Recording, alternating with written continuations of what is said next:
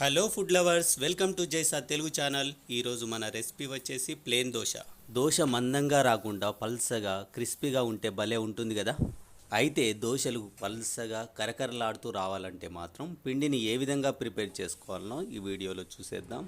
మన రెసిపీని స్టార్ట్ చేసే ముందు అందరికీ ఒక చిన్న రిక్వెస్ట్ అండి, వీడియోని కంపల్సరీగా లైక్ చేయండి, ఛానల్ని సబ్స్క్రైబ్ చేయండి. దోశపిండి ప్రిపరేషన్ కోసం ఒక గిన్నెలో 2 కప్పుల బియ్యాన్ని తీసుకోవాలి.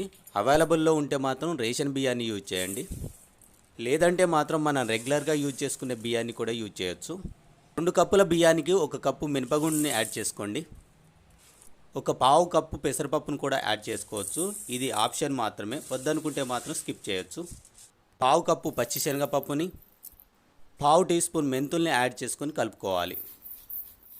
ఇప్పుడు ఇందులో వాటర్ని పోసి బాగా కడిగిన తర్వాత వాటర్ని వంపేయాలి. ఒక 2 సార్లు బాగా కడిగి వాటర్ని వంపేసిన తర్వాత వాటర్ని పోసి మూత ఉంచి పక్కన పెట్టాలి. ఒక 4 లేదా 5 గంటల పాటు ఈ పప్పు బియ్యాన్ని నాననివ్వాలి. పప్పు బియ్యం ఒక 4 లేదా 5 గంటల పాటు నానిన తర్వాత గ్రైండ్ చేయడానికి ఒక 10 నిమిషాల ముందు 1/4 కప్పు అటుకుల్ని తీసుకొని నానబెట్టుకోవాలి.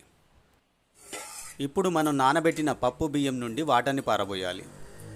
ఇప్పుడు ఒక మిక్సీ జార్లో మనం నానబెట్టిన పప్పు బియ్యాన్ని కొంచెం కొంచెం తీసుకొని గ్రైండ్ చేసుకోండి.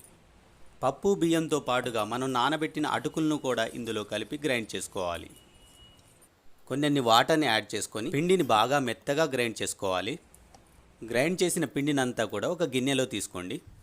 మిగిలిన పప్పు బియ్యాన్ని కూడా గ్రైండ్ చేసి ఈ గిన్నెలో తీసుకోవాలి. ఈ గ్రైండ్ చేసిన పిండినంతా కూడా మూత ఉంచి 4 లేదా 5 గంటల పాటు పక్కన పెట్టుకోండి. వెదర్ కూల్గా ఉంటే మాత్రం మరొక 2 గంటల పాటు పులియబెట్టుకోవాలి. పిండిని పులియబెట్టిన తర్వాత పిండి ఈ విధంగా పొంగుతుంది. ఈ పులియబెట్టిన పిండిని ఒకసారి కలిపి రుచికి సరిపడా ఉప్పు వేసుకొని మరొకసారి కలుపుకోవాలి.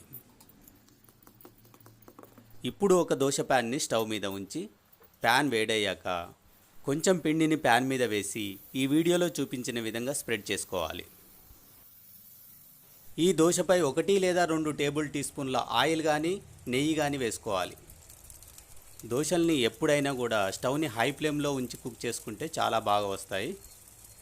కొంచెం కలర్ మారేదాకా దోశను కుక్ చేసుకొని దోశను పెనం మీద నుంచి తీసేస్తే సరిపోతుంది.